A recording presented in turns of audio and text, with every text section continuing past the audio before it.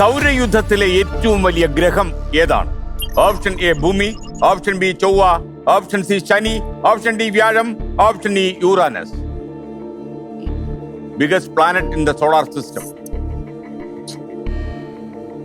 സൗരയുദ്ധത്തിലെ ഏറ്റവും വലിയ ഗ്രഹം. ഇംഗ്ലീഷ് പേര് വേണോ? വേണ്ട. Earth, Mars, Saturn, Jupiter, Uranus.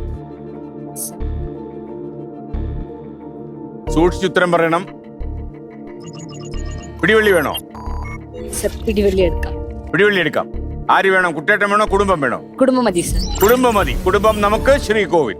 Okay, അപ്പോ നിങ്ങളൊന്ന് ആലോചിച്ചെന്ന് പറഞ്ഞോളൂ. ബിഗസ്റ്റ് പ്ലാനറ്റ് വ്യാഴം. അവിടെ കേക്ക് കച്ചവടം വല്ലതും നടത്തിയോ? ഇല്ലല്ലേ. ഓക്കെ, വ്യാഴമാണ് ഏറ്റവും വലിയ ഗ്രഹം എന്നാണ് അച്ഛൻ പറഞ്ഞിരിക്കുന്നത്. അപ്പോ നന്ദന അവരോടൊപ്പം പോവാം. അവരോടൊപ്പം എന്നും വരട്ടെ അല്ലേ? എന്തായാലും വലിയൊരു പക്ഷേ കാരണം ഇത് തെറ്റായാലും അവരോടൊപ്പം തന്നെ പോണം. അപ്പൊ ശരിക്കും അവരോടൊപ്പം പോവാം അല്ലേ? അപ്പൊ മിക്കവാറും അവരോടൊപ്പം തന്നെ പോകേണ്ടി വരും. പറഞ്ഞ ഉത്തരം ശരിയാണ്. വ്യാഴമാണ് ശരി ഉത്തരം. ജൂപ്പിറ്റർ. അപ്പോ 20,000 രൂപ കീശയിലായി കഴിഞ്ഞു. അപ്പൊ ഒരു പിടിവള്ളി പോയി, ഇനി 2 പിടിവള്ളിയും അവസാനത്തെ എന്റെ പിടിവള്ളിയും. ഓക്കെ, സിവിൽ സർവീസിലേക്കാണ് താല്പര്യം എന്ന് പറഞ്ഞപ്പോ ഡാൻസ് കൈവിട്ട് കളയാനുള്ള പരിപാടിയാണ്? അല്ല സർ, ഡാൻസ് എനിക്കൊരു പാഷനാണ്.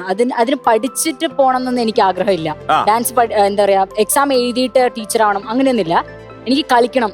ഏത് വേദി കിട്ടിയാലും അവിടെ കളിക്കണം. അത്രേ ഉള്ളൂ. സന്തോഷം. ഡാൻസ് കളിച്ചാൽ സന്തോഷം.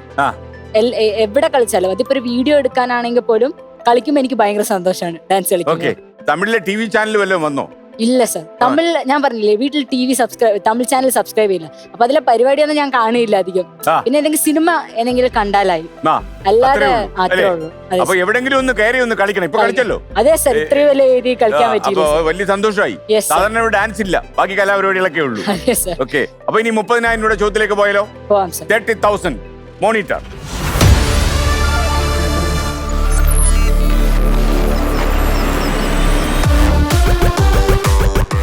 അങ്ങോട്ട് നോക്കിയാൽ ഒരു സ്റ്റില്ല് കാണാം. Yes sir. കണ്ടോ? കണ്ടോ സർ. ശരിക്ക് കണ്ടോളൂ. കണ്ടു സർ. ശരിക്ക് കണ്ടല്ലോ. Yes sir. ചോദ്യം ഇതാണ്.